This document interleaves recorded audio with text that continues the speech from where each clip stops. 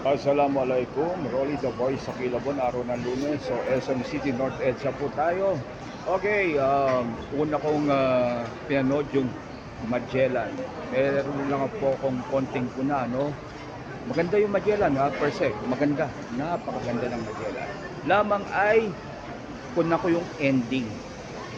Opo, all naked yung mga Muslima, yung mga kababaihan doon, which is very wrong.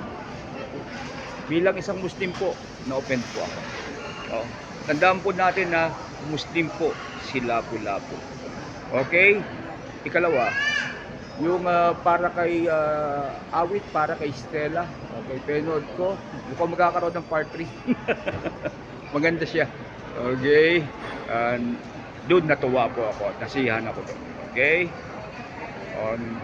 Thank you so much, Rolly the Voice sa Kilawon. Ciao.